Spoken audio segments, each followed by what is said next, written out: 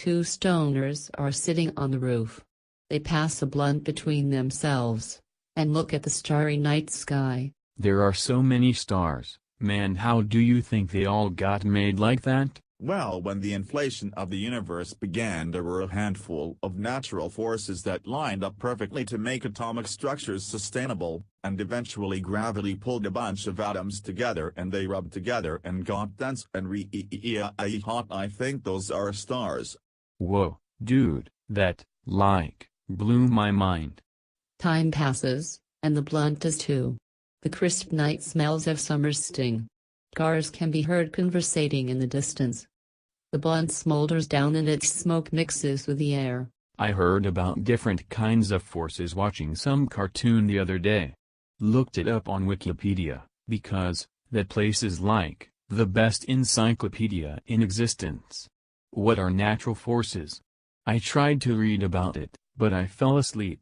Gravity, strong and weak nuclear forces, and electromagnetism, I think. I learned it at college. The second stoner breaks the fourth wall to wink at the audience. Ben was probably the only person that laughed.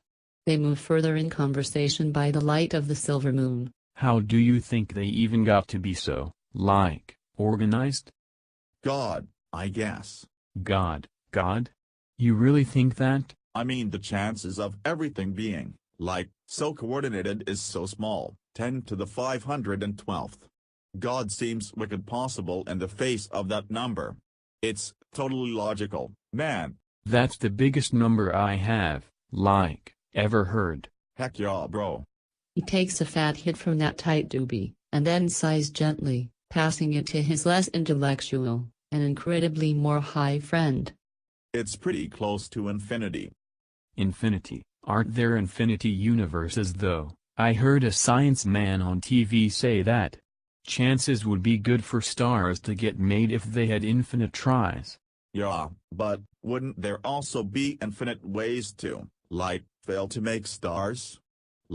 If there's infinite universes, there'd be infinite chances for each universe to fail to make stars. So there'd be no stars that way, right? Or if there are infinite universes, how do we know that our universal truths are actually true? Whoa, my mind. Yeah man, mine too. It's going all smart on me and stuff. We now move to another enlightened conversation between two gentlemen. Dr. Laird and his student discuss the human aspect of the fine-tuning argument. Dr. Laird smiles through his silver beard as his favorite student delves further into question. What about us? What about people that exist and things? Since we're here looking at stuff, isn't that proof that, the universe was super possible to make everything work all nice? But that's the thing. We are here. The chances are too small for us to be here. There's gotta be a higher power to, make sure we get here. God's what made the possibility to let us look at stars. Just as He gives us science and the ability to measure the specificity of the universe around us. God is the 1 in 10 zillion chance that the universe is all neat and lets us look around? I mean, I get it, but, I don't know man. That's wicked scary. I think it's pretty cool.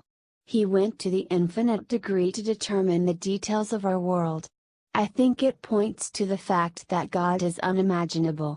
The world He created is so complicated and so detailed. It is but a shadow to His magnitude. We move back to our favorite stoners. Their Converse are torn and their hoodies are smelly. So I have another question, bro Mundo. How did life start? He must have wanted it to 'cause he cared. But I sometimes think life started because of chance. A billion years and enough atoms rubbing together sort of thing. But even before that, a bunch of time before that, you have to think about the forces. The what? Electromagnetic forces, remember. They were set up all neat so stuff could be made. They were neat enough to allow life. God, again? Yeah. If the forces were too high, chemical bonds wouldn't happen, and if they were too low and complicated, chemistry wouldn't work. I don't know what electromagnetism is, man. Okay. Do you know what gravity is? Yeah. The attracting force throughout all of the galaxies far far away. If it were too strong, the Big Bang would have sucked back in on itself. Lol, okay. And if it were too weak, then all the particles from the Big Bang would be flying through the universe too fast to form anything, even atoms. We wouldn't have a sun to keep us warm and make all our life chemicals. So God made gravity all neat and tidy? God made gravity all neat and tidy. Yeah. It's the only thing that keeps me grounded. Haha, you are so funny, and yeah, that is the truth. Well, if it were any larger, stars would be too hot and burn so quickly that life chemistry could not form. If it were any smaller, stars would be too cool for any type of nuclear fusion to occur. If that were the case, a ton of elements necessary for life formation would never form. It seems silly to think that all of those things happened by chance. I guess it makes sense that someone was in control of it all and organized it for us to be able to live. I feel so special. Is it the Holy Spirit? Or the sticky marijuana good stuff 420 blaze it? Lol, that is a good question. Time passes in silence until a shooting star flies by. Hey man, look, a shooting star, pretty cool. I wish I had some McNuggets. Me too, bro migo.